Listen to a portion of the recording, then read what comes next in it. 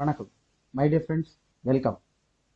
உங்களை வரவேற்கிறேன். நம்ம சேனல் ஸ்கைஃப்ளை ஓவர்சீஸ் மறக்காதீங்க. கண்டிப்பாக சப்ஸ்கிரைப் பண்ணுங்கள், ஷேர் பண்ணுங்கள், 4 பேருக்கு தெரிவிங்க. அதன் மூலமாக எனக்கு ஒரு பிரயோஜனம், உங்களுக்கு ஒரு சப்போர்ட்டாக இருக்கும். மற்றபடி எதுனாலும் நம்பர் கீழே கொடுத்துருக்கேன், அதில் பேசுங்க. இன்றைக்கி நம்ம கன்ஸ்ட்ரக்ஷன் ஜாப் இருக்குது. கிர்கிஸ்தான், இது கிர்கிஸ்தான் மிக்ஸ்டு கம்யூனிட்டி உள்ளது. ஓகே, ஸோ இதில் கன்ஸ்ட்ரக்ஷனில் A to Z எல்லா ஜாப்பும் இருக்குது. அதை பற்றி உங்களுக்கு சொல்கிறேன். அதாவது all workers wanted, Indian, Nepalese, Bangladesh எல்லாரும் இதில் போகலாம். இது ஈஸியாக போகக்கூடிய ஒரு நாடு. அதை பற்றி சொல்ல போகிறேன். கம்மி பட்ஜெட்டில் யாராவது போகணும்னு சொன்னால் கன்ஸ்ட்ரக்ஷன் ஒர்க்கு இது பாருங்கள். இந்த கிர்கிஸ்தான் எங்கே இருக்குன்னு சொன்னால் இந்த மேப்பில் பாருங்கள். கிர்கிஸ்தான், உஸ்பெகிஸ்தான் எல்லாம் அந்த கிஸ்தான் வருது. பாதி பேர் முஸ்லீம், மீதி மிக்ஸ்டு கம்யூனிட்டி. இந்த ரஷ்யா மாதிரி, ரஷ்யாவுக்கு பக்கத்தில் தான். ரஷ்யா என்ன கிளைமேட்டோ அதே தான். இந்த பக்கம் சைனா, அந்த பக்கம் ரஷ்யா. இந்த நாட்டுக்கு போனால் ரஷ்யா ரொம்ப ஈஸியாக போயிடலாம். Okay, by road.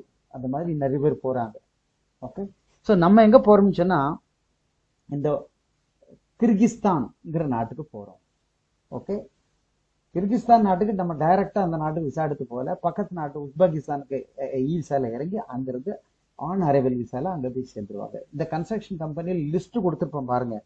இதில் இது இந்த கன்ஸ்ட்ரக்ஷன் கம்பெனி எடுத்துகிட்டு போகிறது ஒரு பெரிய குரூப் தான் அது.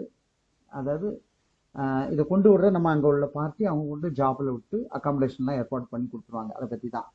இந்த கிர்கிஸ்தான் கேட்டகரி மெக்கானிக்கல், மெக்கானிக்கல் இன்ஜினியர்லேருந்து ஆரம்பிக்குது.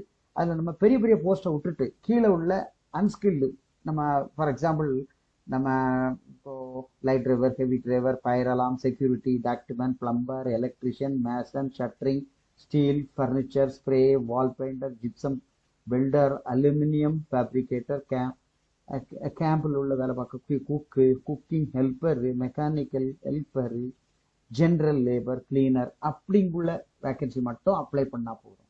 இது பட்ஜெட்டு 160, மொத்தத்தில் 160 அங்கே போய் நிற்கலாம். 10 நாளில் அங்கே போய் நிற்கலாம். இது இ விசா தான். இங்கிருந்து நம்ம இ விசாவில் இறங்கி அப்போ போகும்போது அப் அண்ட் டவுன் டிக்கெட் கொடுத்துருவாங்க. பேக்கேஜ் தான் இது. ஓகே, ஃபுல் பேக்கேஜில் அங்கே இறங்கி டியூட்டியில் கொண்டு விட்டுருவாங்க. 160. இந்த ஜாப்பில் யாருக்கா வேணும்னா கீழே நீங்கள் நம்பரில் எனக்கு கால் பண்ணி டாக்குமெண்ட்ஸ், உங்கள் passport, front and back, white background photo, மற்ற எக்ஸ்பீரியன்ஸ் எல்லாம் இப்போ பிடிஎஃப்லாம் அனுப்புனா போதும். பாஸ்போர்ட் எப்போ கொடுக்கணுமோ கொடுத்தா போதும். சரிங்களா?